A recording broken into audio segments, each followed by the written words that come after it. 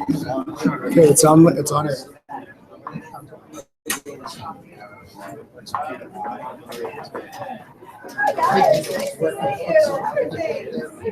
Did you get the email?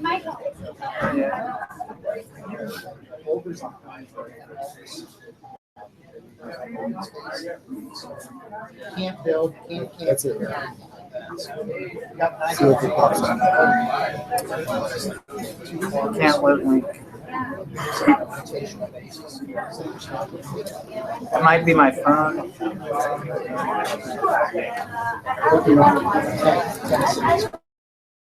Let me go check. Sorry. It's all right. Well, yeah. What I think Okay. It's live.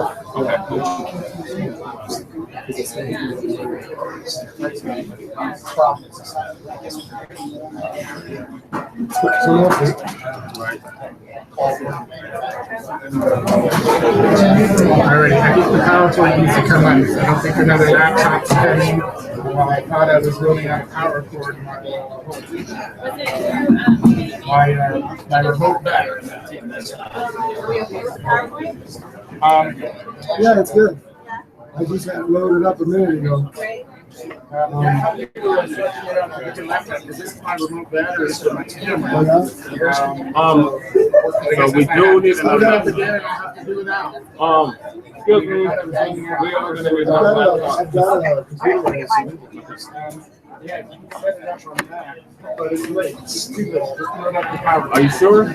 So she's getting another laptop. just look a little quieter back here. And where's, there was another professor? I'm right here. Right there. Sorry. You wanna? Let's make sure that Try? it works. All right. So now we can power cord. Yeah, let's leave this right Here's this. Oh, okay, cool. So your laptop? I do. It's fully loaded up. Okay. I don't need that because it's already loaded up. Oh, okay. So this is the USB. It doesn't need it. Oh, you don't need It it. doesn't need it because it's got just this one. Sorry, because it's got the report already loaded. Okay. How are you? Thanks.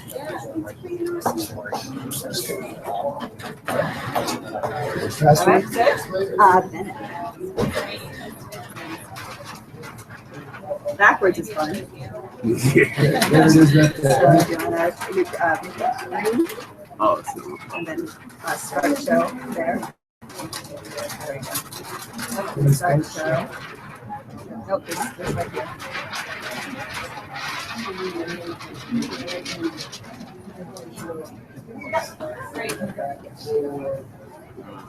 So there's the notes right there. So this is an English one. so you're just gonna. Yeah, let me make sure it runs.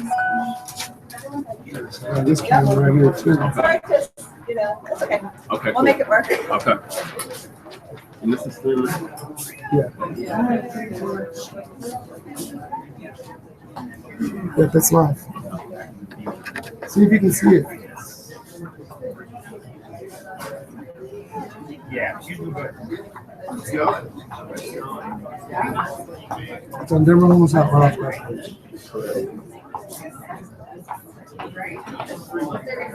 Okay, this right here only records for 30 minutes at a time, and you push this button right here to record.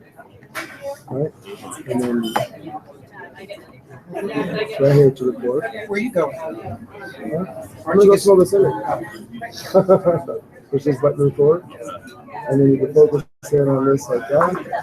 Hit this button up there. Right?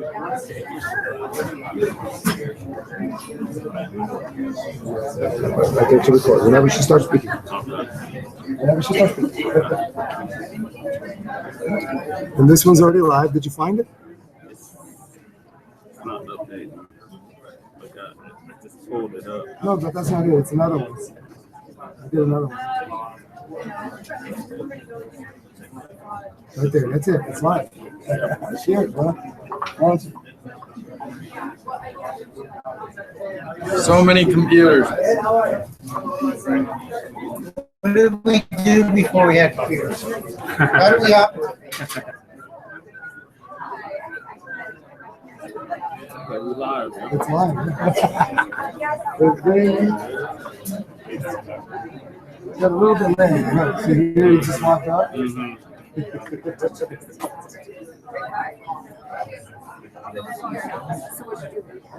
Send him the. He's gonna share it. You share it. Click share. Gmail. Then his Gmail. What's your Gmail address? We're gonna send you a new link. All right, number 1, COSKIBUN@gmail.com. BUN.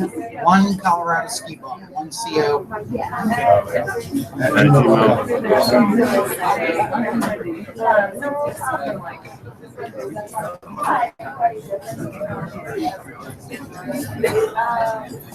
Okay. It's J Parrish 45.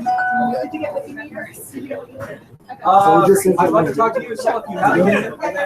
And then Benjamin as well. Yeah, all right, we just do it at the same time. Okay, yeah. And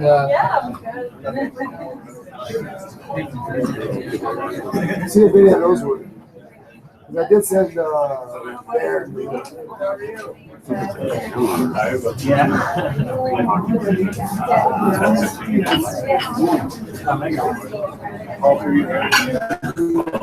haven't gotten anything back. Oh, here, this was.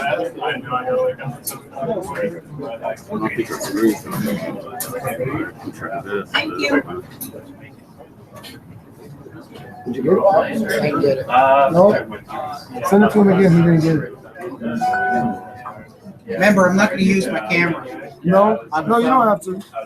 You just, it'd be good just to make sure that you can see it. And then you can share it. Because there is some, there it is right there. That's, you got the YouTube link on it. Click on that. It should come up live. Live. Yep, there it is. So if you could share that, click share. Right here. Oh, no, it's not working. Share it on Facebook or wherever you want to.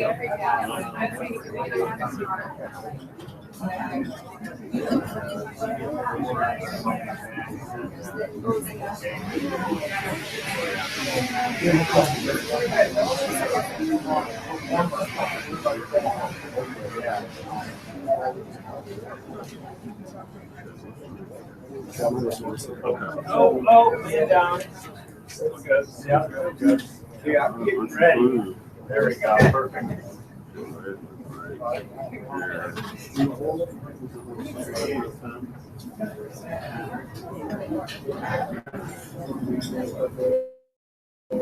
They're all there.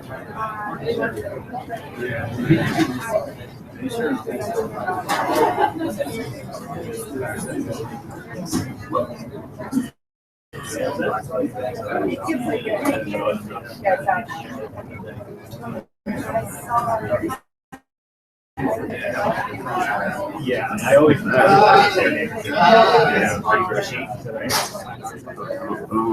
It's a lot funner if you don't tell me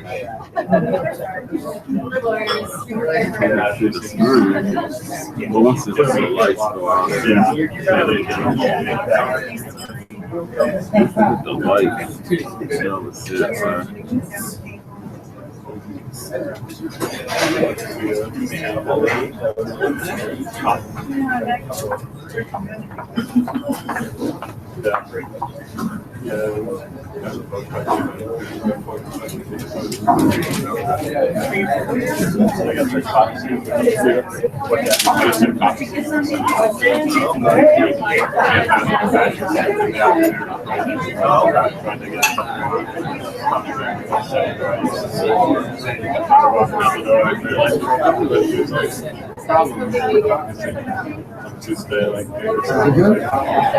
Yeah, I guess when the lights go out, we're going to see it there. Yeah. You can change this a little bit.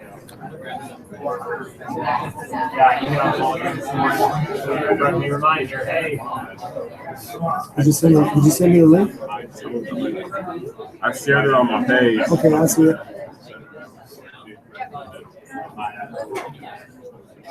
Where?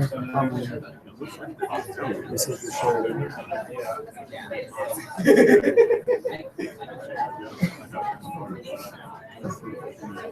Oh yeah, I keep forgetting it's delayed. Here it is.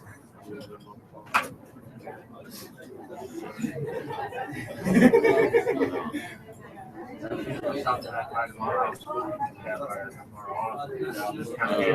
do I do on the screen? You just push the button. Oh, you gotta turn it off. It turns off after 5 minutes. It's not. Right. Oh.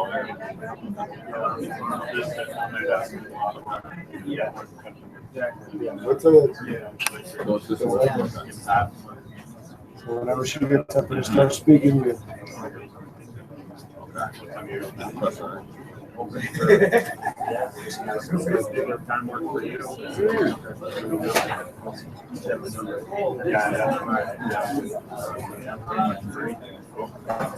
nothing goes down. Internet connection's still good. yeah, it's still good.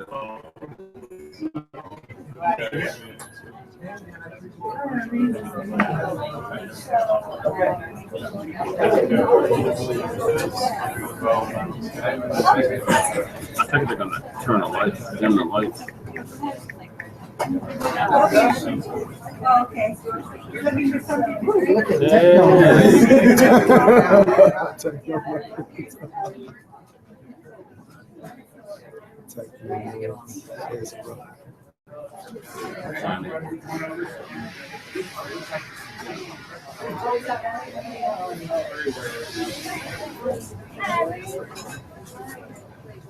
You want to open it directly in YouTube.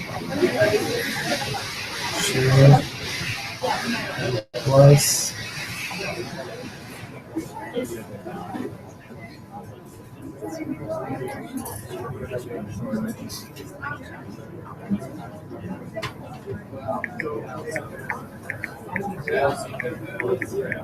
Five minutes, and the report will be coming out, and you won't be just looking at a white screen.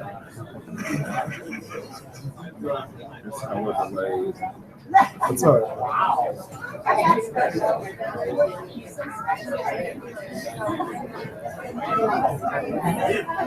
Is this the live stream camera? No, it's right here. There you go. 5 minutes. Can I safely pick this up? No. No. Where Okay. are you going with it? I was just gonna turn it. Oh. Yeah, I won't go you can anywhere. just swing it around like this. It's kind of a boring. Yeah, just leave the crowd. There we go. Leave it on the crowd. There we go. 5 minutes. 4.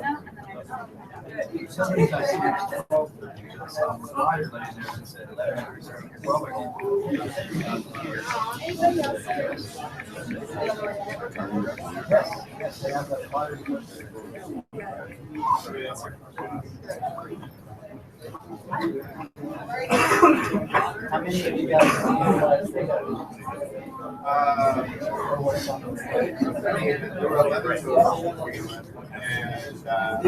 All 11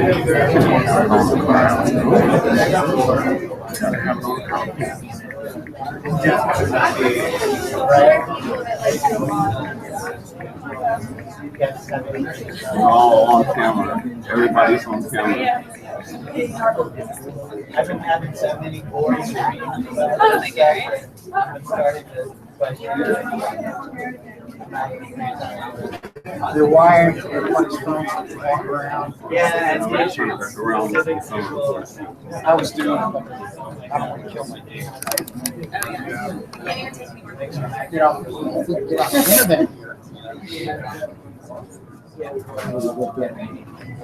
internet here. Yeah, that was like 5 minutes ago. Like a minute ago.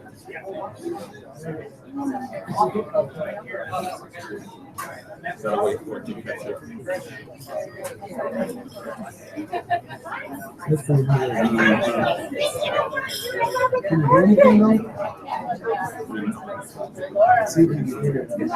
Check the sound quality. Yeah. Can you hear us?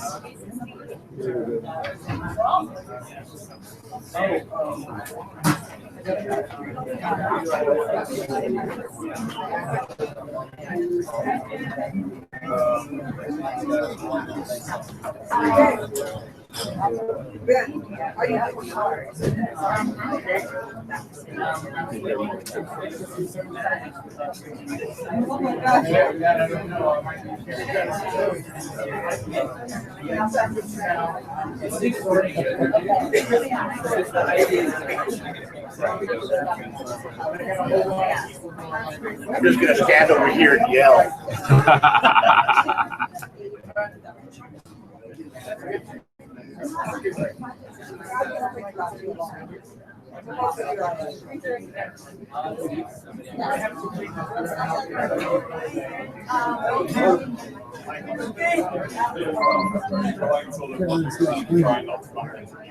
I know, like that's why I wanted the lights. I didn't know if they were gonna cut the Bring lights. it over a little bit. See. I moved it over just a minute. Let's see if it shows up.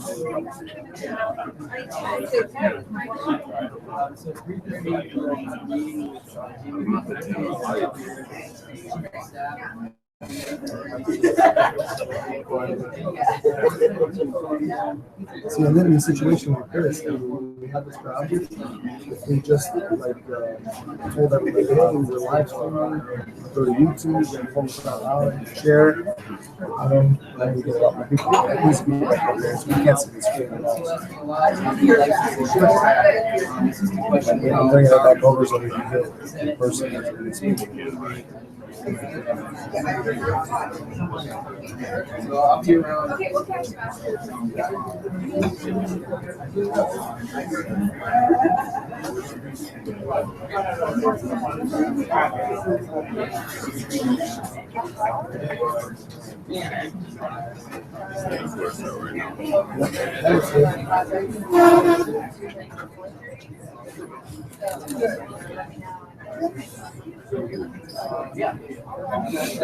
to how to cut the lights, otherwise you can see it. The guys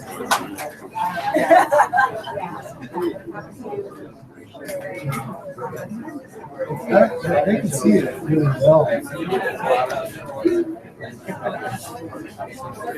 You can see it really well from where they're at. So I think we're just going to leave it like that.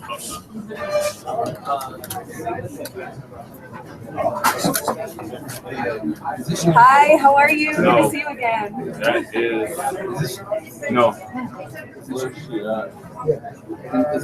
That was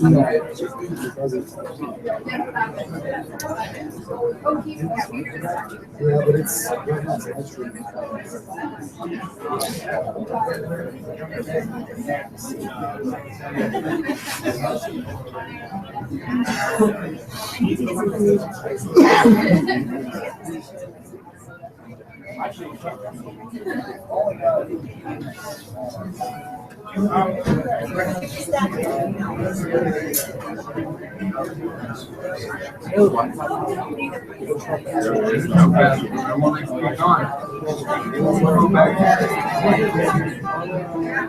damn it.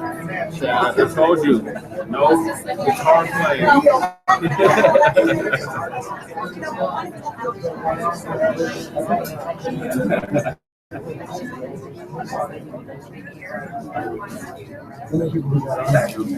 It's just no. Zero watching. Actually, you know, that's.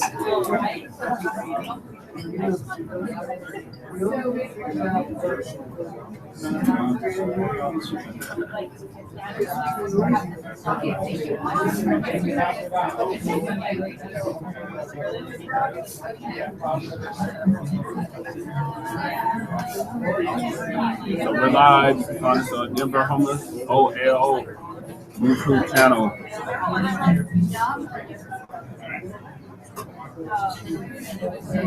All together.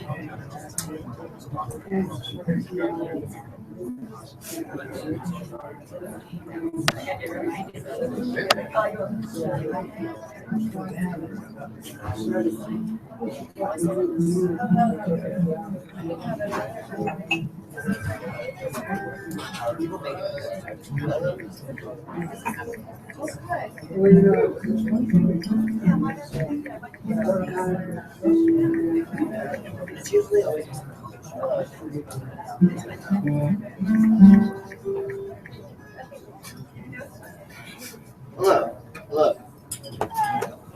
It's not on yet. It's not on yet. Flip the button. Flip the button. Click the button. There she is. Yeah, there you go. Good morning. Good afternoon now. How are you guys today? Hope you're all rested. It's been a long winter. And as spring is upon us, there are worse things than snow, and that's freezing, falling rain on a mid-March day, which is going to hit a lot of people soon, as it's hit a lot of us for a lot of years. And it's hard to sleep wet at night. It's hard to sleep wet in the day. Colorado doesn't have the best weather. Neither does Santa Fe. Neither does Florida. Neither does Portland. Neither does New York City. There's a lot of crazy things going on in the elements, and I think people should have the right to rest and right to be safe. And which reminds me of a song I once heard. I'm gonna sit on this. Everyone, give us a good morning. Good morning. Thank you. This is lovely friend Cassie, Hi. and I'm the lovely Chad Duffy. We're called 3 Chords, 5 Crimes, because right now it's a crime to rest in public. Even if you have a job, if you have an apartment, if you just want to take a nap in the Capitol, you'll get woken up by state troopers and say, lean up, look like you're eating a salad. Don't close your eyes. Don't dream. Not in the library either. They kick you out. If you close your eyes, not asleep, if you close your eyes, move it out. At Lila's, we would take shifts having someone sleep under the table, put coats over them. But not us, but like people. I'm no longer allowed in Lila's. Should we? Maybe. I don't have a guitar strap. Let me help you. Thank you very much. Oh, I like this. Yeah. What's your name? David. Hey, David on mic stand. I'm Chad on guitar. Thank you. And you an instrument, Cassie. Yeah. Hello. Okay. No, we're 3 Chords, 5 Crimes. All right.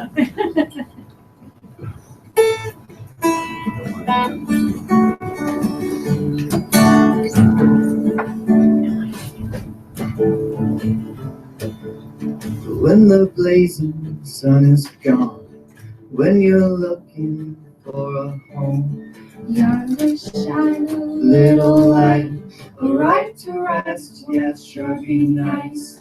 Twinkle, twinkle, right to rest. Let it be, yeah, let it pass. A Colorado homeless bill of rights. Just peaceful people loving life. the lonesome traveler in the dark. Thanks you for your tiny spark. It could not see which way to go. No jailhouse, It just ain't no home. Twinkle, twinkle, right to rest.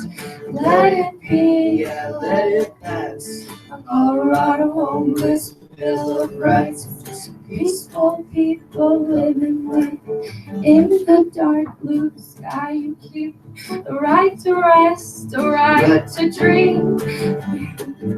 shut our eyes till the sun is in the sky. Twinkle, twinkle, Right to rest, let it be, yes, let it pass. A Colorado homeless bill of rights. peaceful people Building life, a tiny home, a place that's warm. I know we're close, it can't be far. As you wish upon a star, sons and daughters safe from harm. twinkle, twinkle, little star, let it pass. Yes, let it pass. A Colorado homeless bill of rights. Peaceful people living life. Sing it together. Twinkle, twinkle, right to rest. Let it be, yes. A Colorado homeless bill of rights. Peaceful people living life. Twinkle, twinkle, right to rest. Let it be, yeah, let it pass. A Colorado homeless bill of rights. Peaceful people living life.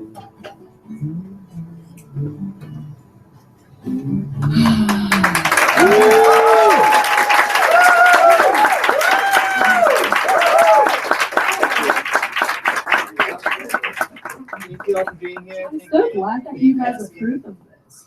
So we're all in agreement then. Thank you all.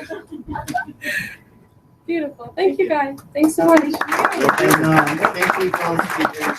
Thank you for Let's do some numbers. Oh, that's not fine. I need a bag. Okay, I'm gonna just say welcome, you guys. Welcome, everybody. I want to point out that the restroom's right over there. I'm gonna read this. It says woo. But I think what they meant was woo! We got a new report out. Thanks to Garcia Ruin, Durham,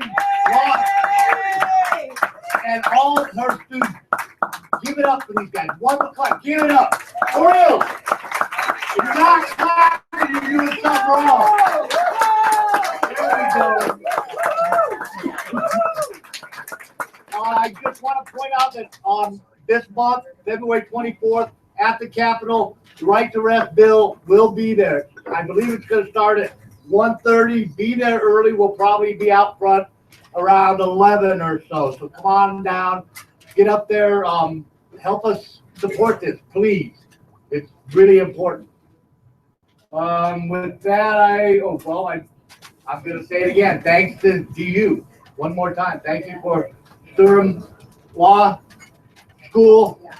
They rock. They came down. They were just totally into what we were doing. I'm going to turn this over. I'm supposed to do it. I'm going to turn this over to Natia right now. You got a little bit backwards. Hey, everybody. I'm Nancy Ruin, professor of practice of law at the University of Denver Stone College of Law. I had the great honor of teaching a group of really dedicated second and third year students that really took the time to delve into this issue. The issue came to us, though, through Denver Homeless Out Loud and Western Regional Advocacy Project. The issue was this. What does it really cost Colorado to criminalize homelessness? And really, it was an empirical question that we took, which is Colorado criminalizing homelessness? And so we took that as an empirical question, and what we do, what good lawyers and researchers do, which is we collected data. It's not going to be nearly as fun as listening to the song we just did, but hopefully you guys will see sort of how we made our conclusions and why we think this is so important. So I'm here to introduce the students and to give you guys just an overview of what we're going to do today. It should last about a half an hour, and then we're going to leave lots of time for questions and answers. So let me introduce the students. So Ariel Schreiber, she's over there, yay. We've got Allie Moore, we have Michael Lagarde, we have Becker Butler-Dimes, we have Ellie Zweigel, and we've got Kobe Webb. And so I'm going to introduce Allie Moore first. Allie's going to talk to us about the enactment of these research. Thanks.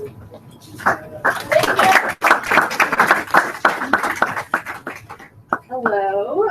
So like Professor Ryan said, my name is Allie Moore. Can you hear me? I'm like this. Okay, so I'm going to talk to you about how we discovered that Colorado cities were criminalizing homelessness. So the first thing that we did was we set out to find Colorado's anti-homeless ordinances. This is at the city level, so municipal laws. What Ellie and Michael are holding up, maybe they're, what Ellie and Michael are holding up is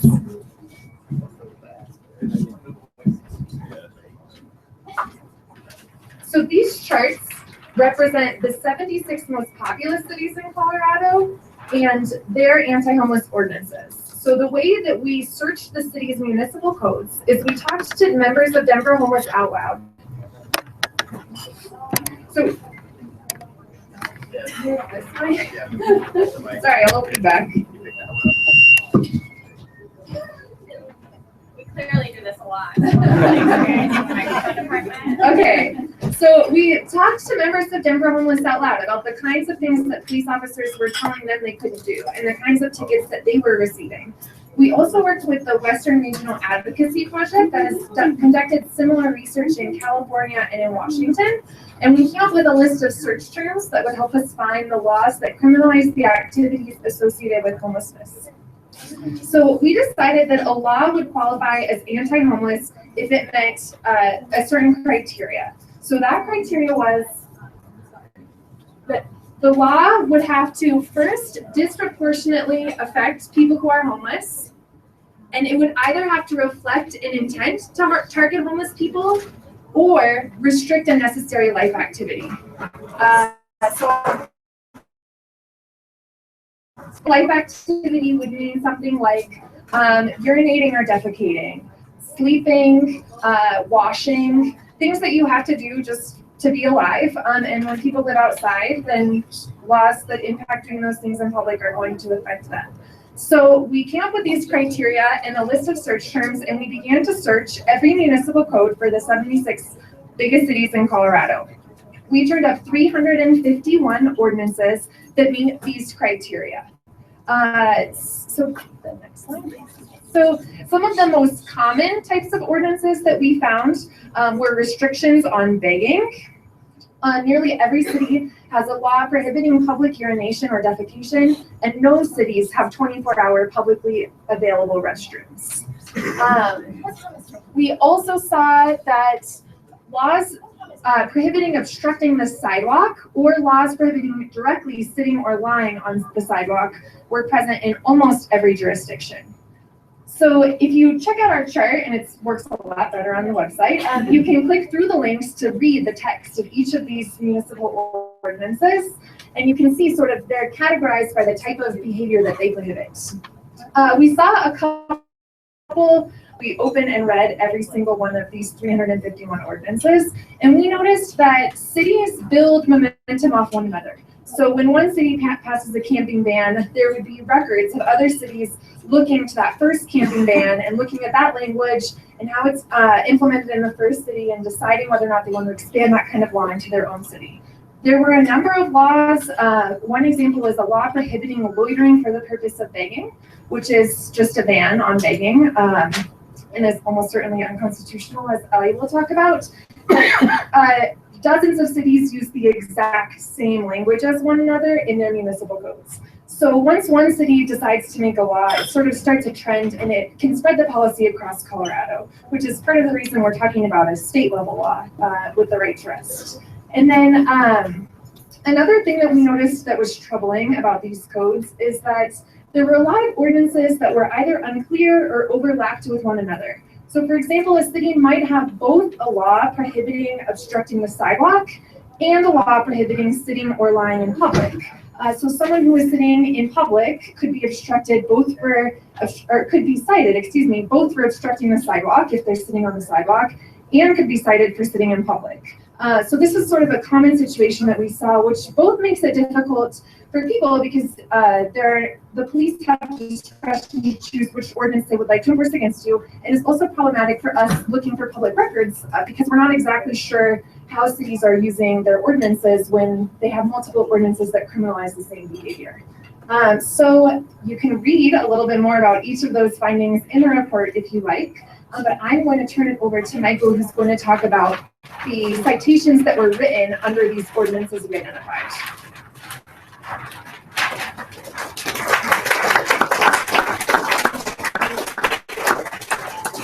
So unfortunately, we have more numbers than Allie to say, so excuse me if I have to look down, make sure I get everything right. So what we did once we had that list of 351 ordinances was to file, well, first we chose 23 cities of those 76. And these 23 cities were chosen based on geographic diversity, as well as population, or in some cases because they had a particularly high number of ordinances that criminalized homelessness. So based on those different factors, we chose 23 cities, which we felt were fairly representative of Colorado. These cities were in every region of the state and represented a significant chunk of the population of the state as well. So once we've chosen those cities, we filed Colorado Open Records Act request with all of them. Colorado Open Records Act allows you to file a request with a local government or with the state for information. Specifically in these requests, we asked for things like the total number of citations under the entire municipal code, the total number of citations under the ordinances we identified as being anti-homeless, as well as information under both of those, how many citations were going to homeless individuals. So both for the total code, all citations to homeless individuals, as well as citations to homeless individuals under the ordinances that we had identified for each municipality. We sent those record requests off. And we usually had to send two different ones, both to the police department and to the municipal court in the area. And we got back a wide range of information. Some cities were able to provide us with a lot of information. Other cities had a hard time providing any. And one of the things that complicated our report was that the majority of the 23 cities we sent requests to either did not have accessible records on homeless individuals or not provided because they didn't track it in an easy way. So they might note on the police ticket, for instance, that they're homeless, but there's no database that tracks that. So the only way we could have gotten information was for them to go back and check every single ordinance, which was time and cost prohibitive. So the important reason to point that out is that, once again, makes our count under-inclusive. There are two main reasons for this. The first, like I said, is it doesn't necessarily capture every single homeless individual because not every city responded with that information. Two, these are self-identified homeless individuals. So if the person identified as homeless, that was counted. If they gave the address of a local shelter or a mailbox they might have at the post office, that would not show up as a homeless individual. The third reason this is under-inclusive of the actual enforcement is that no city that we contacted was able to provide us with move-on orders. So there's a difference between citations when the police actually give you an infraction. Sorry, is this better? You can lift that up. There we go. That's better. So the third way that it's under-inclusive. There we go. The third way that it's under-inclusive is that it does not track move-on orders. No city that we requested information from was able to provide information when police had contact and then said, you're in violation of this law, you need to or move to a different location. We weren't able to collect any of that information, and that happens anecdotally, from what we can tell, far more often than actual citations, which is the information that we are able to record. So all that is important to say, the numbers that we are able to give you are almost certainly under-inclusive for a lot of reasons. So here's what the information we have actually showed. The first is quite simply that many cities issue a disproportionate number of citations to homeless individuals under their ordinances. So the three cities we highlighted that had the most that we noticed were Grand Junction, Fort Collins, and Boulder. Now these are the percent of citations to homeless individuals under their entire municipal code. In all these cities, homeless people make up a small fraction of the total population, and yet you can see of the actual citations that are being heard under the municipal code, they make up a large percentage. So that's the first thing that we notice. This is uniform across most of the cities that gives information on homelessness. Go to the next slide. The other issue, I want to point out some specific examples. One of the worst examples of this is in Boulder with their camping ban. In Boulder, there was a total of 1,767 citations under the camping ban from 2010 to 2014. Now, this is stark both in the absolute terms, because the next closest city was Fort Collins, which issued 861 citations over that same 5-year period. So they're enforcing their camping ban at a much higher rate. But we also know that the majority of these citations are going to homeless individuals. The graph on, I guess, your left shows that 87% of these citations went to homeless individuals. So we can see that this particular camping ban is being enforced very heavily in Boulder, and it's overwhelmingly going to individuals who are homeless. So this is one way that enforcement of these local municipal codes are impacting homeless individuals. The next thing I want to focus a little bit on Denver to give you an idea of what's going on locally here. So we can go to the next. So this might be a little bit hard to see. There's a lot of information, but the main points I wanted to make about this is that, first of all, we found 11 homeless ordinances. These are just 4 of them. And I chose these 4 to highlight to you because they have over 200 citations per year. And in 2014, half of those citations were going to homeless individuals. So the first you can look at is panhandling, where a total of 82% of the tickets issued in Denver in 2014 went to homeless individuals. When you look at urinating in public in 2014, 49% of them, almost 50%, went to homeless individuals. When you look at freezing closures, 60% of those went to homeless individuals.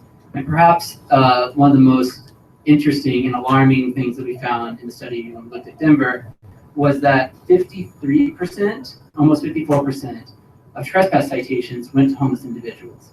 Now, the reason that is particularly interesting is that they issued over 1,000 citations to homeless individuals just in 2014. So there's clearly, when the homeless population in Denver is roughly 0.5% of the total population, yet 1,000 citations, or over half of all trespassing citations, go to homeless individuals. There's clearly a disparate impact on what's happening with homeless individuals and the enforcement of local ordinances. So that's, in brief, some highlights of what this looks like and what happens at the enforcement at the local level. But this is only the impact of how these laws are locally enforced and the data we're able to give, which goes into more detail in our reports and our city spotlights, which are available. But the other thing that we wanted to look at was, now that we know they are ordinances being passed by municipalities that disproportionately impact the homeless, we want to look at the cost. So Becca Butler-Dines is going to present on what we found in terms of how much these enforcements of anti-homeless ordinances cost the state of Colorado and local municipalities.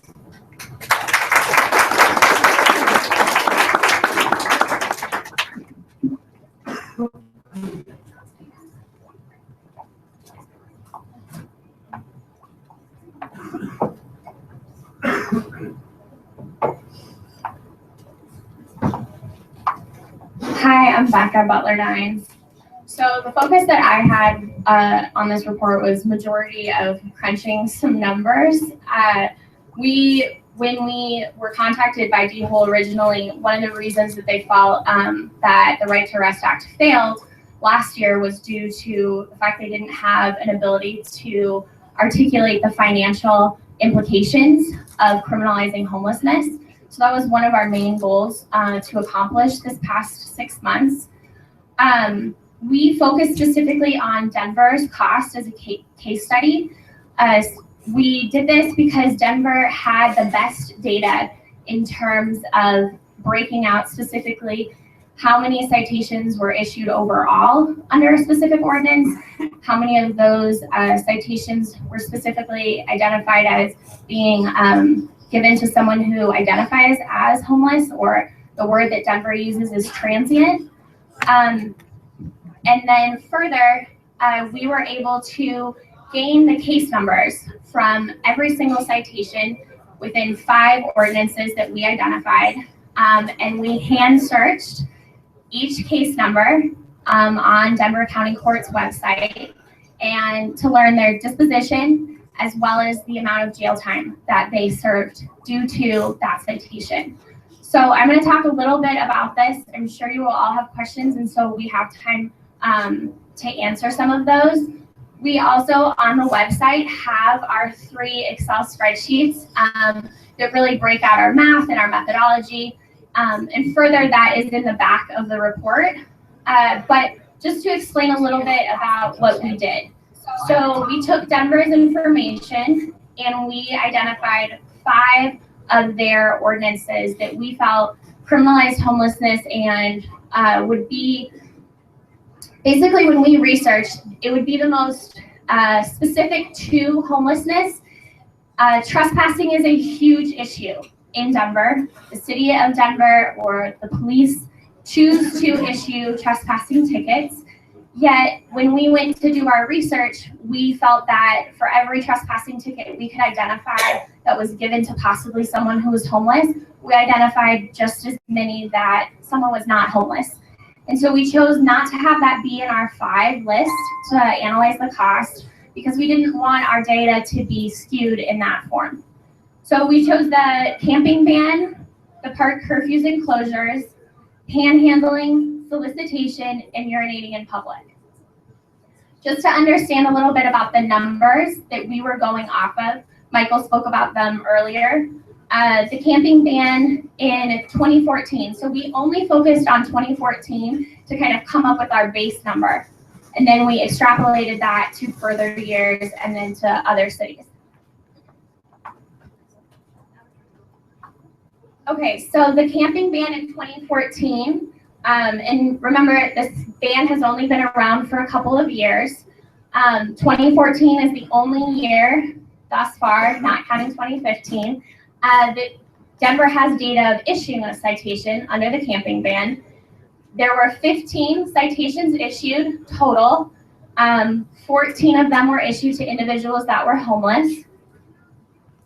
Under curfews and closures, there were 998 citations issued, and 600 of those were issued to homeless individuals. For panhandling, 358, 294 of those were to homeless individuals. Solicitation on or near a street, 22, 17 of those. And lastly, urinating in public, there's 491 issued by the city of Denver. 244 of those were issued to homeless individuals. So we followed some of the methodology that we had gained from the Western Regional Advocacy Group, as well as other reports that have tried to analyze the cost. So we broke out the enforcement cost into 3 separate categories: policing, adjudication, and incarceration. My colors match my lovely graph over here, or chart. Sorry, you can't see them on the PowerPoint. But breaking out policing, so policing is in purple here. The cost of policing includes the cost of issuing a citation, as well as the cost of arresting an individual due to a failure to appear. So when we went online and we started searching each case disposition, we weren't able to identify if someone was arrested on the spot or at a later point. Because we tried to be as conservative in our number crunching as possible, we took every citation that had a failure to appear. As many of you know, a lot of these citations result in a failure to appear because the individuals who are being issued them do not have modes of transportation to get to the courthouse, do not have services to allow them to attend court. So what happens is they're issued a failure to appear when they do not appear in court on their summons date, and then a warrant is issued for their arrest. We calculated the cost of arrest in the policing, but only on the number of failures to appear. The cost in 2014, the total cost of policing for these 5 ordinances was $260,000. I would also like to just preface that we really tried to be conservative. We tried to be very, I guess, better words said, like choosy. And we tried to be extremely picky in what we calculated because we didn't want our numbers, we wanted our numbers to be able to stand up and hold up. So we do feel that all of these numbers that we present in our report and today are under inclusive, as we've already spoken about. So moving to adjudication. So adjudication is the court costs. It does not include the public defender. Because oftentimes an individual who receives a citation like this and who goes to court will have to wait a week or so to be assigned a public defender. Denver does have a really unique experience in the sense that they do have a municipal public defender's office, which not all municipalities have.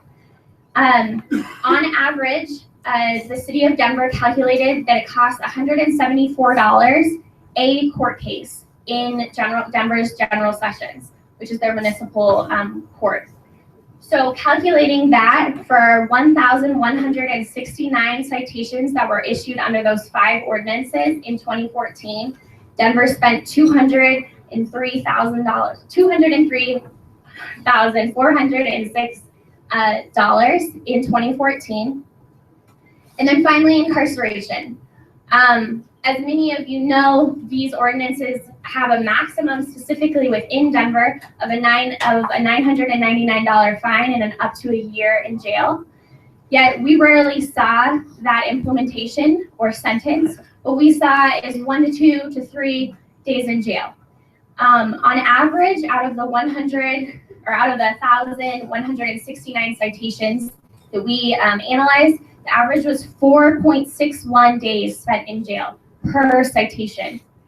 It costs a little bit more than $53 a day to house someone in Denver County Jail. So calculating that, we got to $277,695.01 on incarceration costs for 2014. So we took all of that and we added it up to get our total cost of enforcement for 2014, which was $742,790 $742,790.18. We applied then this methodology and extrapolated it to all of the citations that were issued between 2010 and 2013 and added that together to get a total cost that Denver spent from 2010 to 2014 by enforcing these anti-homeless ordinances was $3,236,382.28. So basically a little bit more than $3.2 million. We took that information and we wanted to then it kind of extrapolate it to get an example of what are other cities spending. We recognize that the city of Denver, what they spend on in 24 hours for 1 day in jail is different. So we took the numbers. So we took the number of each, we took Denver, Boulder, Colorado Springs, Durango, Fort Collins, and Grand Junction, and we identified the most discriminatory anti-homeless laws that they had. So that included their panhandling, their camping. Those we felt we could guarantee explicitly targeted homeless individuals. So we took that information and we applied the cost and extrapolated out to Denver, Boulder, and the rest of the cities to get a total of in 2010 to 2014, these cities spent $5.1 million enforcing these ordinances. I would just like to leave off with the fact that, yeah, $5.1 million does not seem like a lot in the sense of a whole statewide budget. Yet, we also identified it a huge amount of much more cost-effective as well as morally acceptable and effective in the sense of long-term solutions for alternatives that not only Denver, but all the other municipalities should be focusing on. Putting that money towards long-term solutions is a lot better direction that the state of Colorado should be going. I'm going to now introduce Ellie. He focused on the constitutionality of these ordinances, and he's going to speak now. Thank you. Thank you very much, Becca. It's an honor to be here with my colleagues, Professor Wren, and of course our partner, Denver Homeless Out Loud, to speak about the constitutionality of passing and enforcing these ordinances that, as Michael had mentioned, disproportionately impact the homeless community. Specifically, we identified a few ordinances that, in particular, either the Supreme Court or the Federal District of Colorado have identified as being violating or violative of individuals' civil liberties. First and foremost, this past year, there was a landmark ruling here in the District of Colorado. Judge Arguello found that a panhandling ban in Grand Junction was actually violative of First Amendment right to freedom of speech. So because of this and in the wake of this, many cities in response either settled active cases or put a moratorium on enforcing their panhandling bans. So there's a very clear shift happening. It hasn't completely happened yet. Hopefully this report and what will ensue will, as well as the bill on the floor, will continue to push in that direction. One of those suits that settled was in Fort Collins, which settled to say that they will eliminate most of their provisions that ban panhandling or begging. Of note, this does not impact aggressive panhandling. Another noteworthy case that is currently in federal courts is Bell versus City of Boise, Idaho. In this case, the Department of Justice, the Federal Department of Justice, has indicated that their camping ban in the city of Boise is unconstitutional because it is cruel and unusual punishment, violating individuals' Eighth Amendment rights. They link this to the fact that the city of Boise only has a certain number of beds available in their shelters every night, and yet that does not meet the demand for the number of people in the homeless population in the city of Boise. This reasoning can be extrapolated to other types of ordinances, such as sit-lie prohibitions, where individuals very clearly need to rest at some point, and not allowing them to do so in a provided space seems cruel and unusual, and then further going on to punish them for doing a humanly necessary activity. Another ordinance that some municipalities still have lingering on the books are vagrancy ordinances, which in 1972 the Supreme Court found unconstitutional because it violates individuals' due process rights, does not give them proper notice. In the wake of all these, we wanted to also contextualize that these ordinances fit into an unfortunate history in the United States of laws and legal mechanisms that criminalize people based on their status. You can think about Jim Crow or sundown laws, which criminalize basically one's race or nationality. You can also think about anti-Okie laws, and when during the Dust Bowl migrations, when individuals were moving west, that made it illegal for people to either come through the town or house people coming through the town. So we believe that these anti-homeless laws are actually the next phase in this unfortunate legacy of criminalizing individuals based simply on their status. And we make such an assertion in our reports. At this point, I will pass it along to Cody to wrap things up.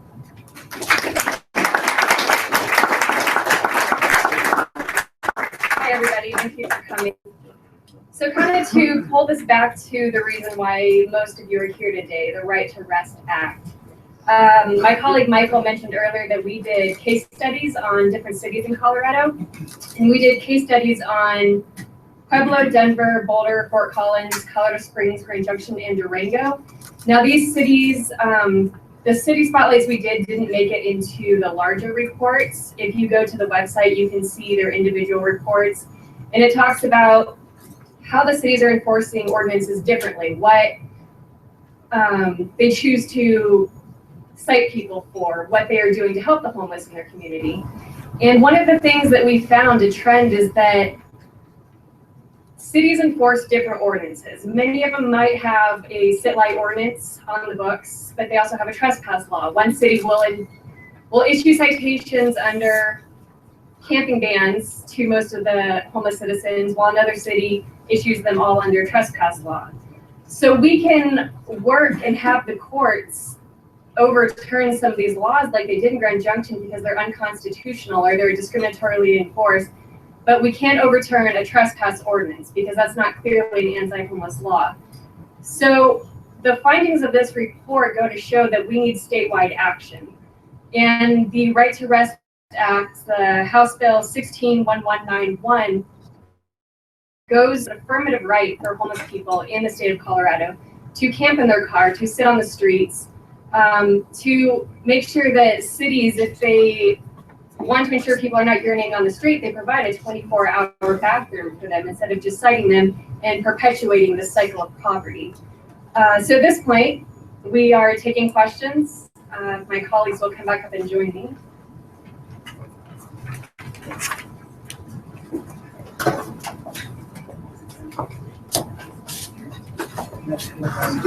Does anybody have any questions? Yes, ma'am, right over there.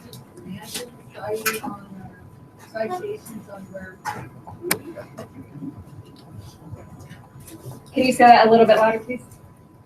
Are there just random citations on where they can be, or can they be at certain places at certain times? So I think, so the question is whether or not there are random citations about where people can be, or if people can be in certain places at certain times.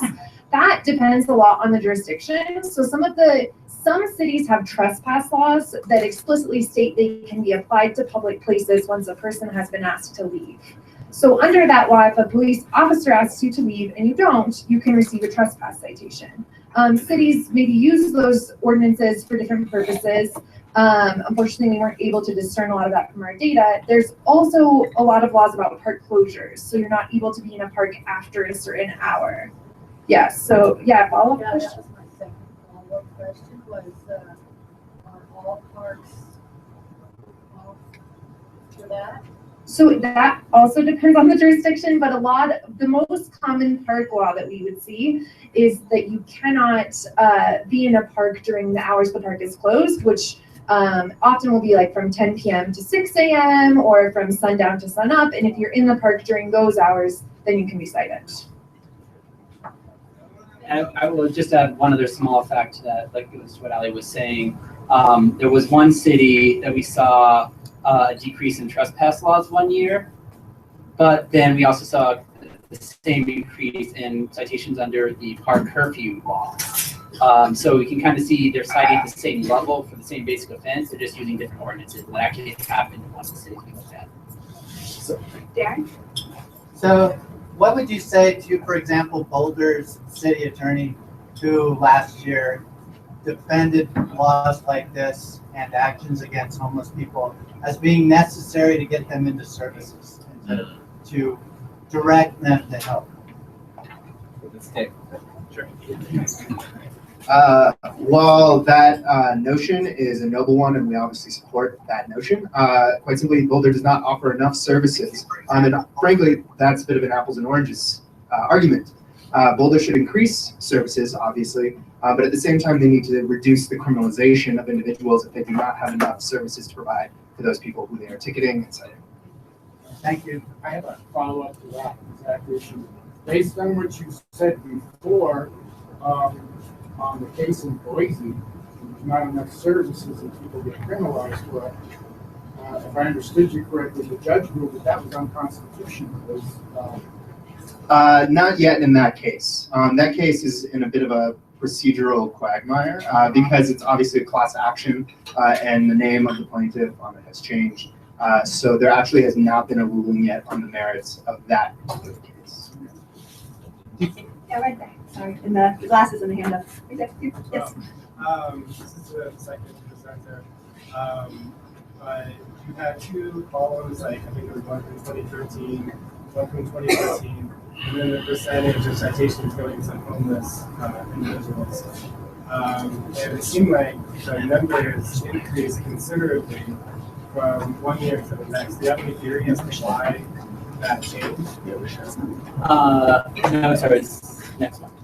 That one. And so we actually, we're working on what exactly in charge we're going to put. We're going to try to put up some of the actual citation information that we have, but we haven't finalized the form that we're going to make that available. But I can say under all of these ordinances, there was that steady increase both in the total number of citations to homeless individuals and the percentage of citations under that ordinance to homeless individuals. As to why, that's a little bit outside the scope of what we researched. I will say something that came up in multiple cities that probably had at least some impact in around 2012 was the Occupy movement. There's a lot of things that were wrapped up with that that might account for some of it, but clearly that movement is not nearly the presence it is now, and the status of percentage and total numbers remain incredibly high. So it's hard to say. How about in the back there? So we're gonna have folks with a question Come up here. come up Awesome. to the Perfect. microphone. Great. I've got a question, then who did you call on? Just the guy back there, but go ahead. Great, Ed. So first, thank you for all of your work. Secondly, so as you said at the beginning of this presentation, this is underrepresentative of the actual costs for a number of different reasons. And so, so two questions. One, I know that NOFA requests or Freedom of Information Acts, they're not free. So, which has been part of DHOL's difficulty in arguing these things. So, if we could get a picture of how much it costs just to find out this information.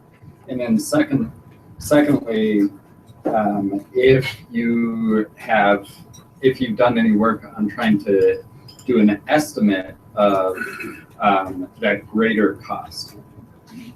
Sure. So the responses for our open records request varied across the state, across the cities, but a majority of them said, well, we can go and dig through all these citations and hand look at those, but that would take many hours and thousands of dollars. And so we had a somewhat generous budget given to us from our Dean Marty Katz of the University of Denver Law School, but it didn't have enough in it to look at all of the citations and all of the data that the cities were going to charge us for. And so we picked and chose. We chose the cities that we knew that would be representative, Denver in particular. And so for the 6 cities that we sort of highlight for the cost report, we did pay a little bit more for those. How much would it cost to actually do a comprehensive look? We did not estimate that. It was outside our private university budget, if you can imagine. Sure.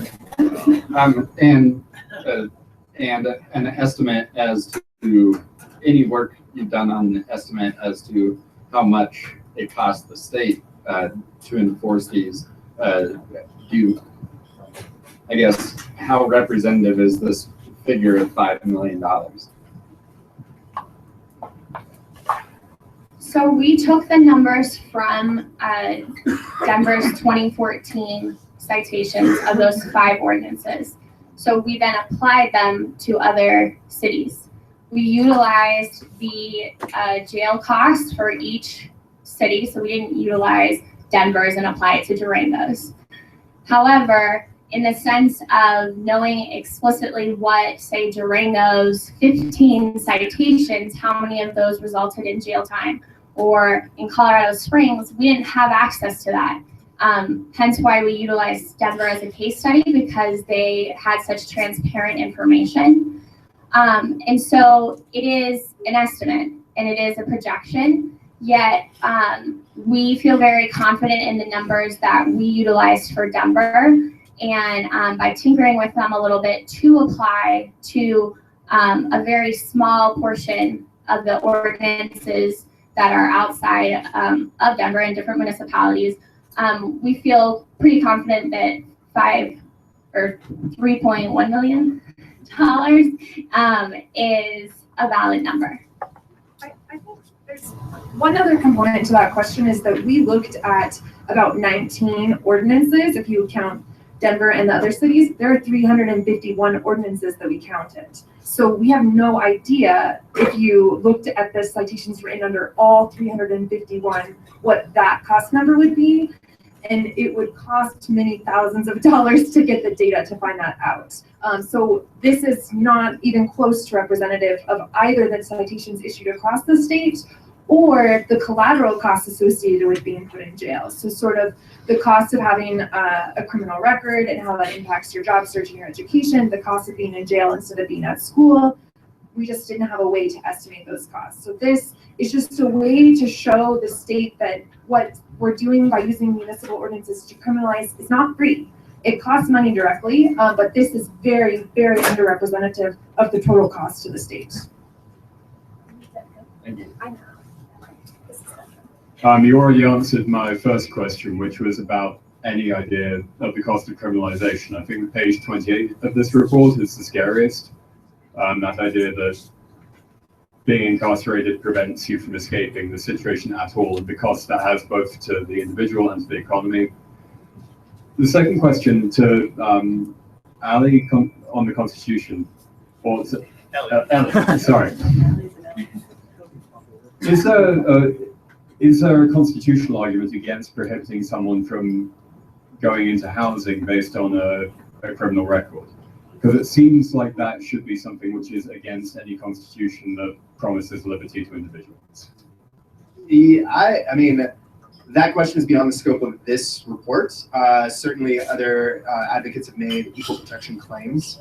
However, thus far, the Supreme Court of the United States has not ruled as such. It seems as though Professor Rand has something to add. Yeah, I'll add a little bit to that because this is one area that I've looked at pretty extensively, which is that there is a movement to sort of ban the box, right? To ask questions on employment applications for one's criminal background, right? And there have been several cases that have gone through the courts that where advocates have challenged actually that it violates the Civil Rights Act just because it has a disproportionate effect on people of color, because they have more contacts with the criminal justice system. And so those have actually been successful in several cases. So I think maybe not a constitutional challenge, but a statutory challenge based on one's race. My addressing question is for all the families and all the people out there, because I heard there were cutbacks on Section 8 living, and that needs to be, where are the disconnected peoples and parties going to go where they don't get criminalized for being on the street then? So I think that first up, I just want to remind that we really tried to keep our scope in the report limited and a way that multiple audiences could take the information and advocate for the homeless communities all around Colorado. We are aware that there has been a reduction in Section 8 vouchers, and there's been a balance between, you know, there's an argument that saying some of that money is going to other affordable housing developments. So I don't think that Denver is unique, or the state of Colorado is unique to that struggle, but that was not specifically something that we looked into. We didn't feel like that was something we could truly advocate in that direction. We just focused on the criminalization part of the citations that are criminalize homelessness. So you did mention alternatives that were more cost effective. So I'm wondering if that might answer part of your question.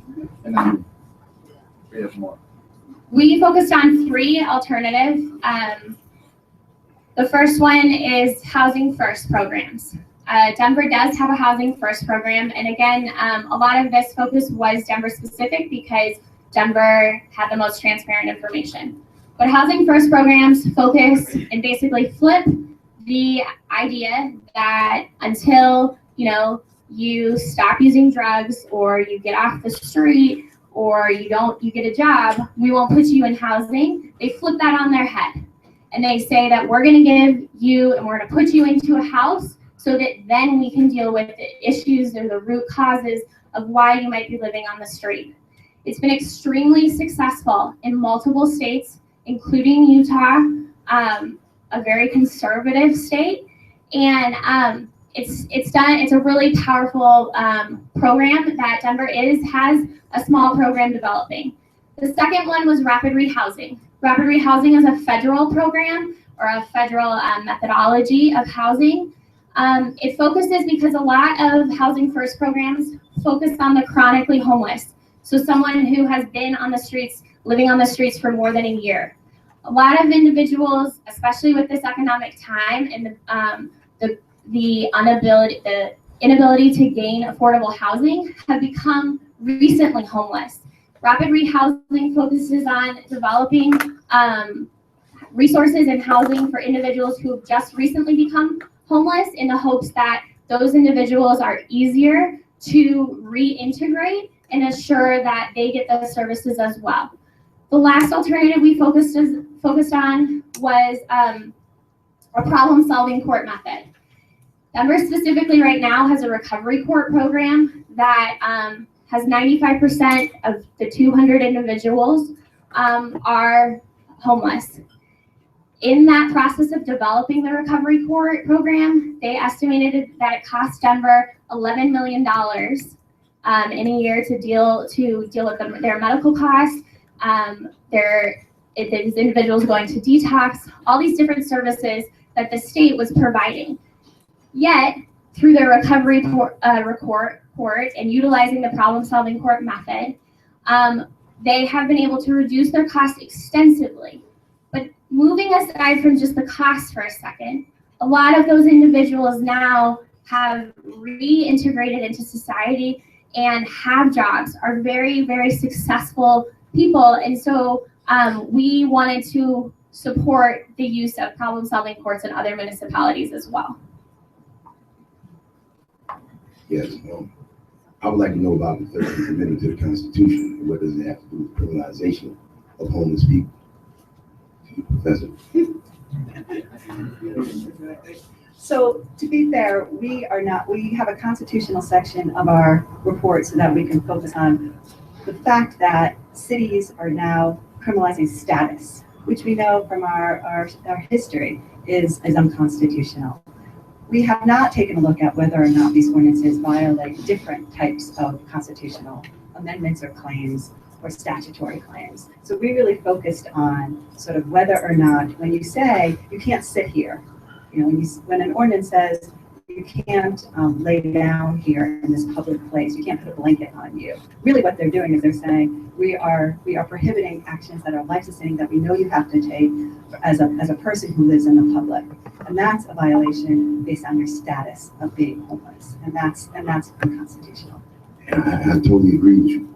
My thing is 13th Amendment to the Constitution clearly states that slavery is abolished except for those punished for crimes within the United States, and Congress shall have the power to push that by proper legislation.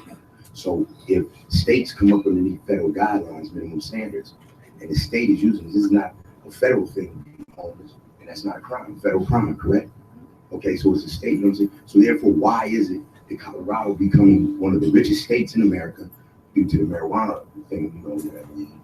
Anyway, that's where we need to focus on, because they're utilizing the top, you know what I'm saying, federal guidelines to enslave people, not criminals. I mean, yeah, the crime is that's the part, but at the same time, yeah, they're still enacting slavery here in America. Am I right or wrong? Under the 13th Amendment to the Constitution.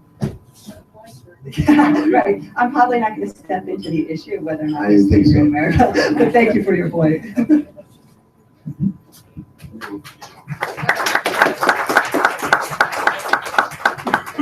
Okay, I'm an artist and just on the shirt. It's called Small Things.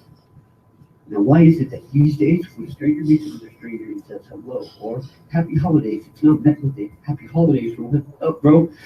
It's silence, but mostly fear. What, have we lost sight of the simplest things, like a kind gesture, or asking if someone's okay when we see them fall when they're running for the bus and not laugh? Now, don't count me out, because I know that I'm guilty too. What, have we worn our masks so long that it clouds our real view, so we only look for the bad everywhere? What, no good can beat its way through?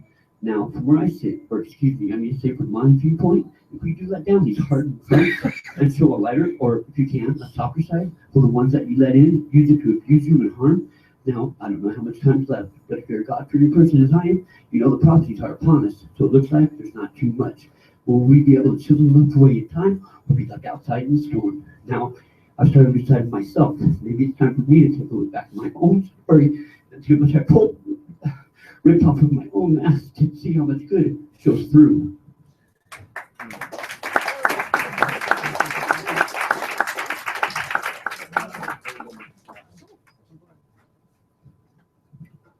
I have two questions.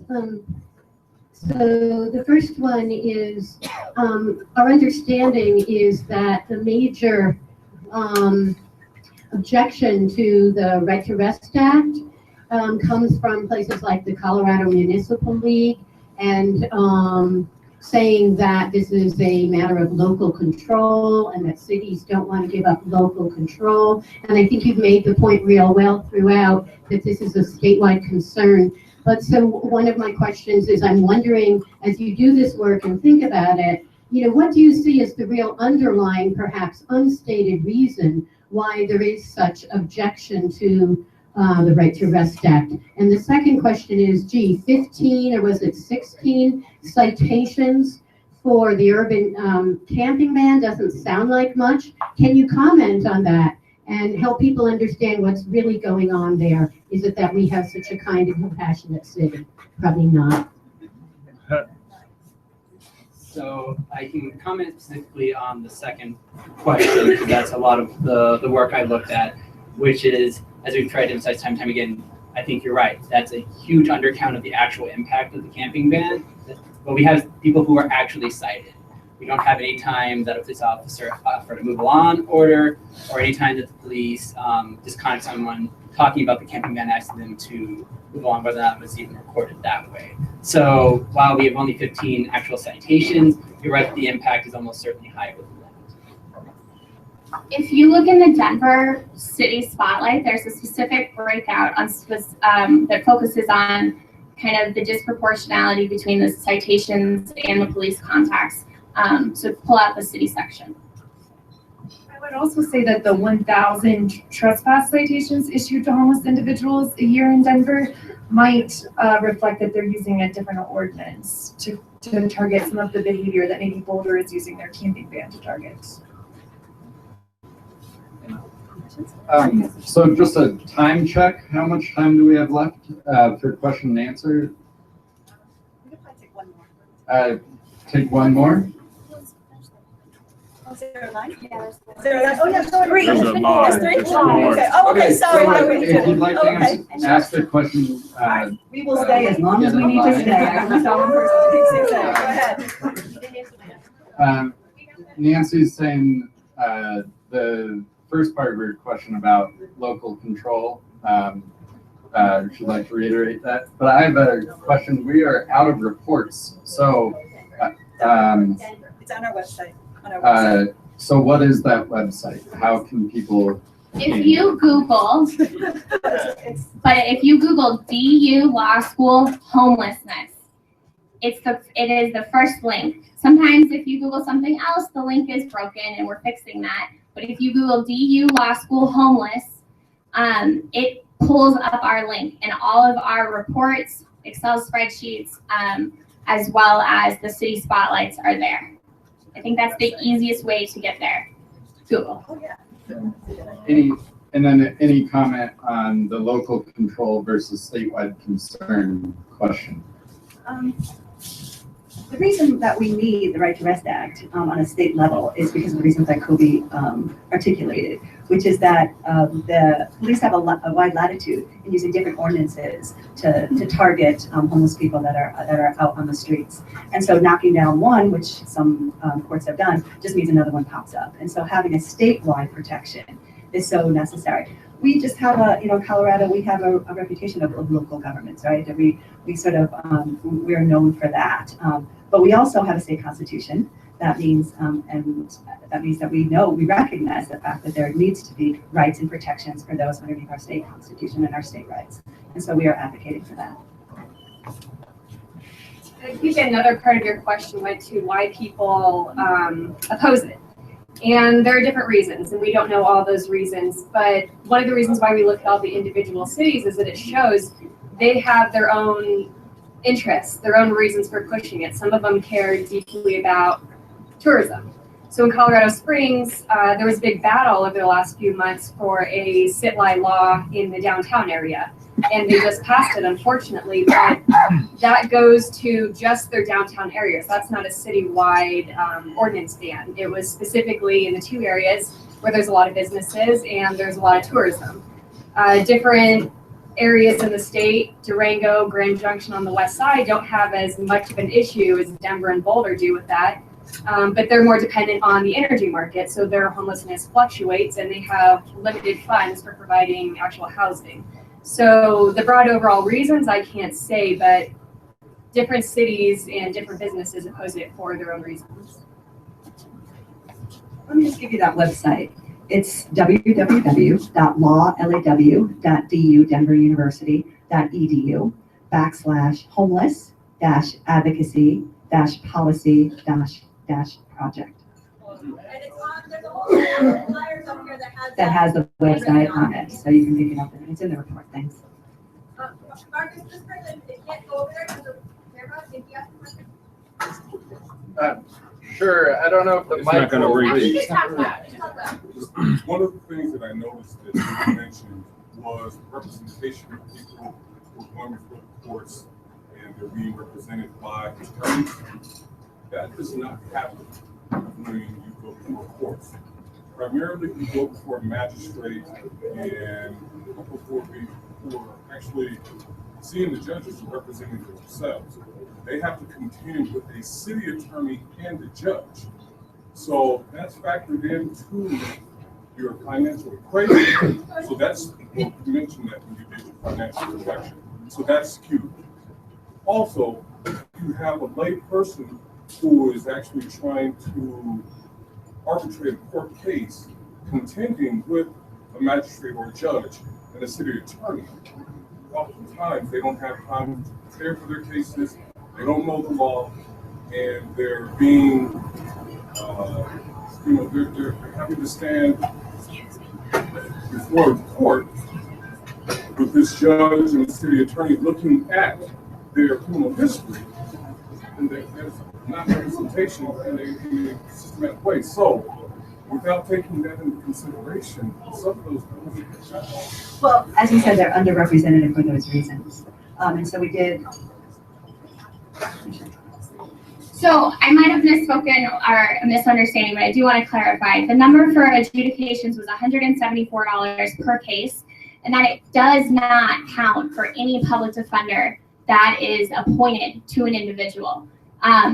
Explicitly for the reason that this gentleman just explained is that a lot of people do not get attorneys. They basically adjudicate their cases or go in front of a magistrate and plead out their case so that they can get out of custody. So our $174. That's one thing that you actually don't get at that level of court. So our $174 does not account for the cost. It only accounts for the city attorney as well as the judge and the court clerk's costs. I obtained that number through the city of Denver. I'm sorry, I just want to follow up really quickly. If you want more information about home rule on municipalities and also due process and Sixth Amendment implications, the ACLU of Colorado work in examining constitutional implications with not having an attorney in those settings. And I'll add one last thing. Besides loud noise, particularly interesting is Boulder and their camping ban, which we saw has a huge number of citations. Recently, the University of Colorado's law school in Boulder has started through one of their clinics to have law students defend the camping ban for individuals who are homeless. And this is all tied into a few years ago in 2012, where they tried to change the penalty so there was no jail time, so there might not be a right to a jury trial. That was struck down, and so there's been this huge fight about the representation and what actually happens and how much the courts get clogged with these small offenses when they actually have someone to represent them who has legal training. Hi there. I'm a 2006 graduate of the DU Stern College of Law, and I also work in the student law office, and I appreciate your interest in this incredibly complicated issue.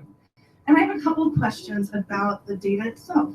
I'm just wondering, in Denver in particular, and the camping ban, if you guys looked at that, and if you noticed where it has explicit steps outlined for officers, and they have to look and they have to evaluate the medical needs, they also have to evaluate the human services needs, and the very last resort is issuing a citation. So did you guys track that in the Denver ordinance? Or are there other ordinances that look the same? I mean, I think that's kind of the same thing that we said before, which those steps, we don't have any really accurate way to track other than, like I said, in the Denver section, there's a small piece that we have a small snapshot of it. There's not a good way for us to have gotten that information to what we did. And then I'm also interested in the disposition of the cases. I'm interested to know how many of the cases were dismissed, because I know it's a common practice in municipal prosecutors. Once the individuals come in, once they've self-identified as homeless, at that point, they'll say, I want you to meet with a counselor. I want you to try to connect with some services. And once you can come back and you can prove that you've done that, we'll dismiss the charges. Did you track when that happened or how often that happened? We did not track. We weren't able to, in the case disposition, it doesn't state if they were offered services. We did not in our cost count any citation that did have a dismissal, that would alter the accuracy of our numbers. We would love the that information. I think that is where a level of transparency doesn't exist right now. But I think there's also, if you go out into the community, D-Hole has done some interviews that state that over 200 homeless individuals explicitly talked about multiple experiences with police officers, specifically based off of the camping ban, yet not getting a citation. So that's broken out a little bit more in the report. I'm sorry, can I just jump in with the answer to that really quick? Because I have to know. In 2013, we did a camping ban survey of about 500 people in Colorado about the effect of the camping ban. So we asked questions about police contact, about tickets, about getting access to services, these sorts of things. You have to look at the report to get the full findings, but what it turned out to was the things that had to do with police contact, with getting moved on, with getting arrested for other charges like FTAs, those things were the highest percentages, and then the graph shrinks at the bottom is where you have getting help in accessing a service. That happens at the bottom. It was some 2% of the people that we surveyed, or maybe it was 4%, that said that a police officer actually helped them to get some sort of service that was actually helpful to them. We go into that a lot more detail, but the camping ban report really shows that what's happening is being moved on and having that regular police contact and not the access to services. And Ray could probably add on to that also. If you don't mind, I'd really like to address this. I live on the street. I get hassled probably 3 times a week. No cop comes and says, hey, why don't you come along with me? I can show you what to do. What they say is at 5 o'clock in the morning, when it's 6 degrees out, get up and move. That's what they tell us.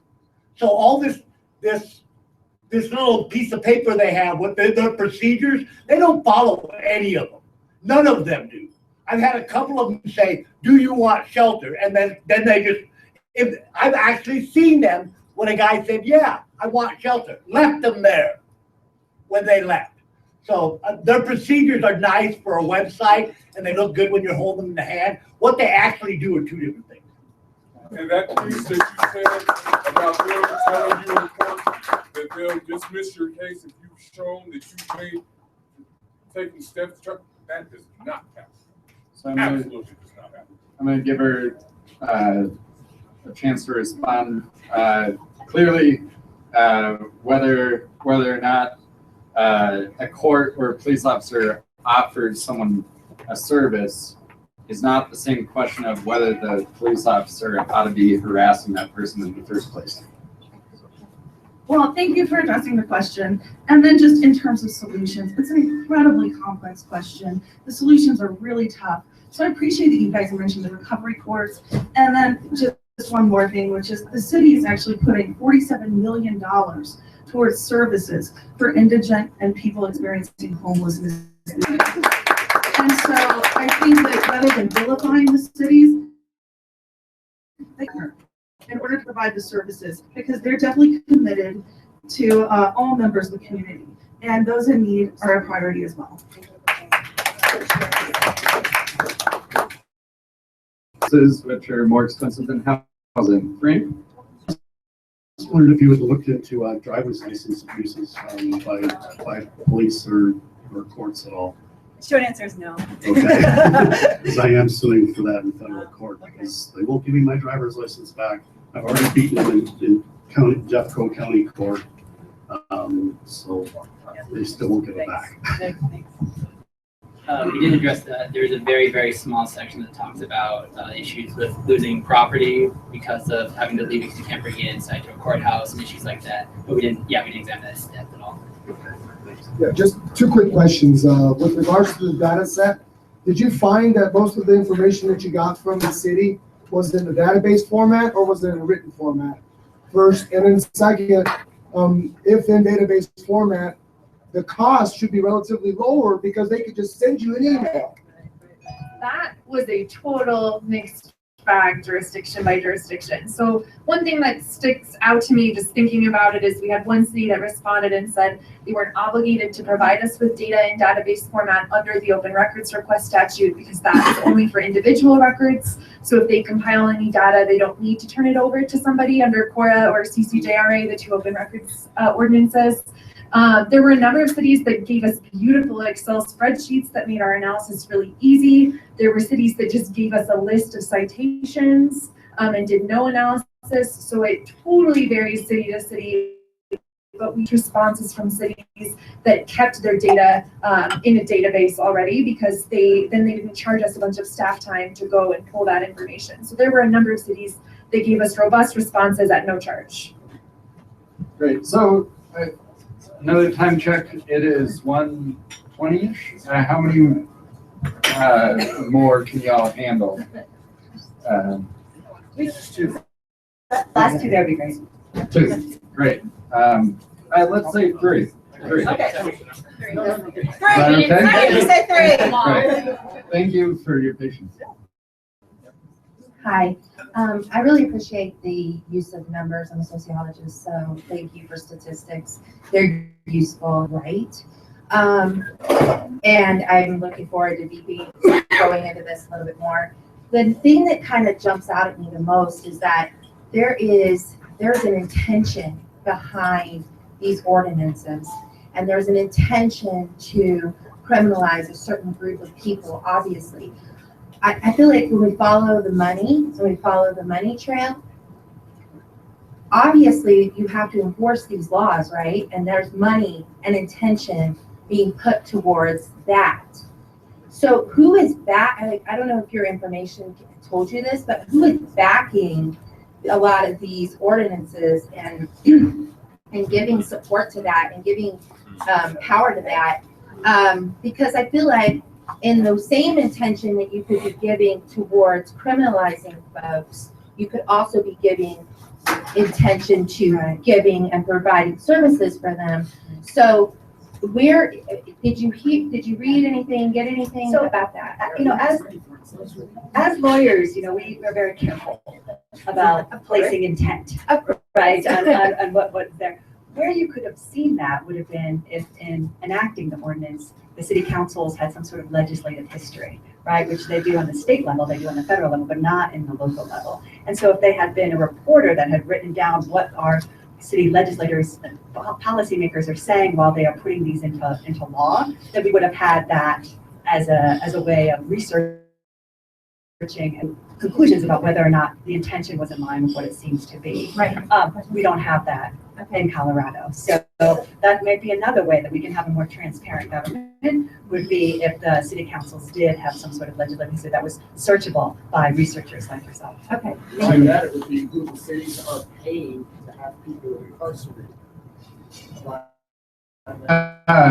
So I just want to say Denver Homeless Out Loud through Western Regional Advocacy Project, we've been working to expose the role of business improvement districts in this national epidemic of criminalization, and there is information on business improvement districts on our website and on Western Regional Advocacy Project's websites.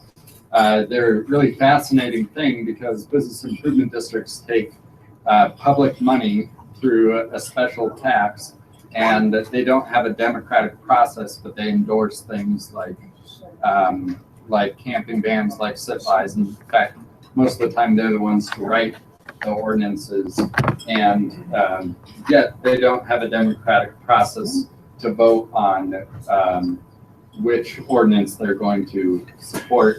It's usually the people with the most amount of money within a business district. So. Hi, thank you very much for all your help. I saw you had just the panhandling and the camping. You said there was 351 different types. Did you look into tickets for people sleeping in cars? Because that is a key issue up there. So we did catalog those ordinances, and in some cities we requested the data about how many people were getting those citations. We didn't include it in our cost calculations because we didn't have enough information to calculate the cost of enforcing the living in a vehicle ordinances. But that information is reflected in the ordinance survey, and we did receive some open record request data about those ordinances. Yeah, Right. on the website. Thank you. And last question. You get to be last. Thank you again for all this work. As a resident of the newly termed Rhino and a graduate student at the Youth for Social Work, I've looked into this. The only thing that kind of struck me as odd, and I was hoping you could kind of talk about your thought process, was in terms of public urination and defecation, with the number of bars, I know that that's not limited to homeless. However, the number of folks I've run into who are homeless who prefer not to be doing that as well. So I wondered why your solution was, that's really the only thing that actually is a health risk, not only to the house, but also to the homeless. I wondered why your solution was ban that law instead of shift that money and effort to more public restrooms and facilities, so that folks are safer and have a little bit of privacy, really. Yeah. Thanks. We definitely agree with that assertion, and I apologize if we communicated that the solution to all 351 ordinances is to get rid of them. I think the solution for the public urination and defecation problem is that there need to be publicly available restrooms 24 hours a day in locations that work for people who need them. And that is not true in any of the cities we surveyed. So the problem is when you have those ordinances on the books and you write people citations and you take them to court and possibly to jail for something that they couldn't have avoided. So maybe those laws would be fine if there were restrooms, but there are not. So the problem is enforcing them when you have no other option. If I can just jump in really quick for the, or somebody else want to answer this.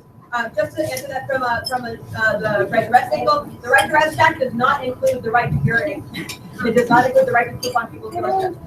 The larger Homeless Bill of Rights campaign does include an effort towards opening up hygiene facilities and restrooms. Yeah. But that's a part of the larger Homeless Bill of Rights campaign. The right to rest act does not say you have a right to pee on somebody's door. And just to be clear, that's the real thing behind this bill is we're never going to have the political will to end homelessness if we're busy violating people's rights. If we're busy trying to criminalize people, we're never going to have enough housing. We're never going to have enough public restrooms if we think the answer is to call the cops. So who is closing us out? Right. Oh, he's busy. Close us out. Give these folks.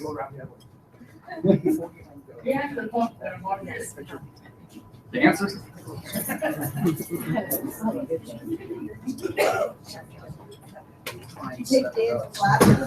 Yeah. Okay, real quick, you guys got to give it up to these guys. And I have one question. What to do? I think we all have to call our representatives and make sure that they support the Right to Rest Act that's right now in front of the LA legislature. Thank you. That was the right answer. I want to bring up Robert Bowen in the back. He's been waiting a while now. Like, representative. Go ahead, give it up, give it up. Thank you.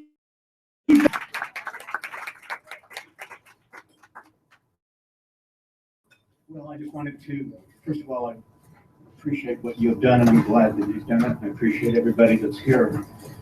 And I would agree that that the solutions are tough, but I would disagree that the question is complex.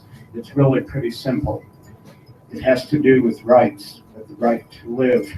You know, the preamble to our Declaration of Independence says that we are endowed by our Creator with unalienable rights, life, liberty, and pursuit of happiness. Now, which one did they put first? Life.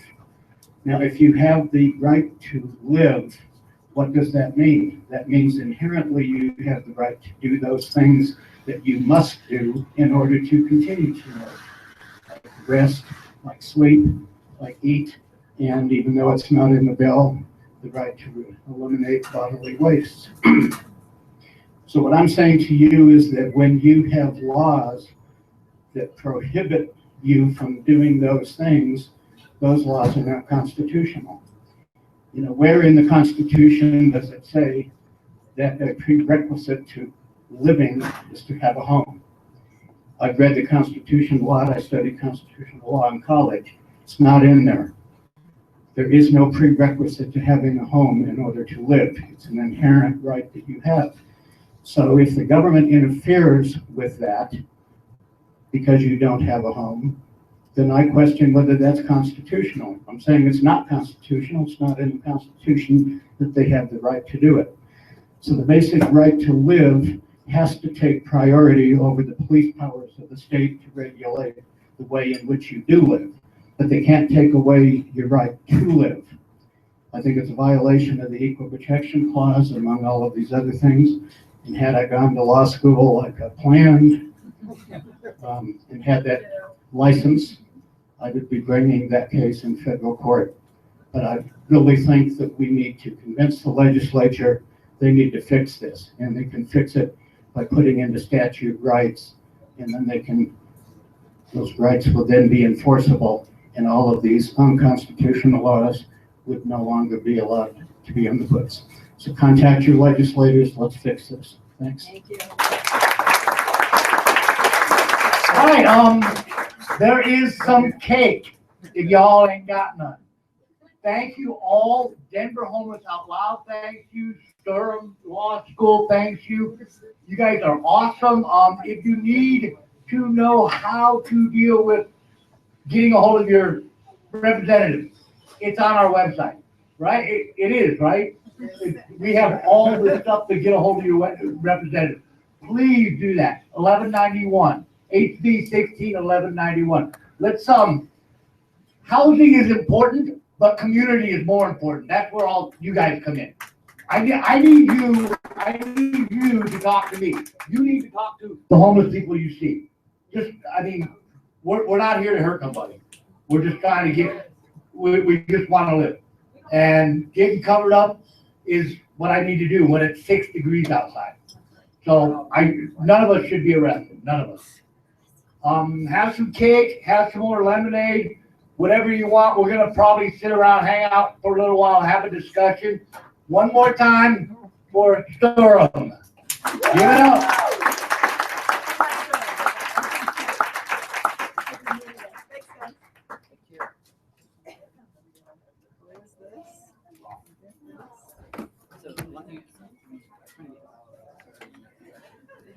Thanks. Thank you.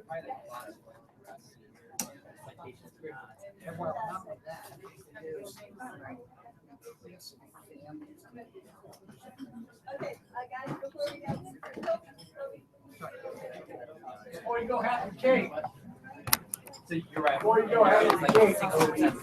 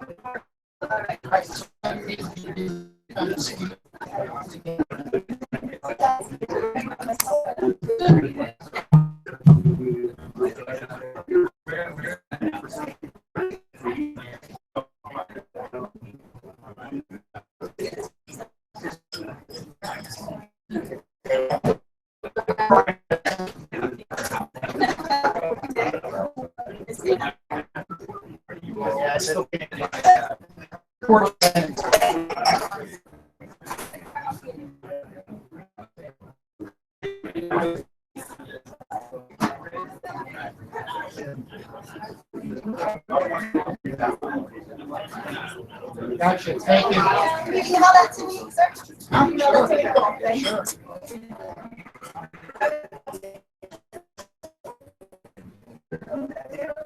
I got it. That would be great.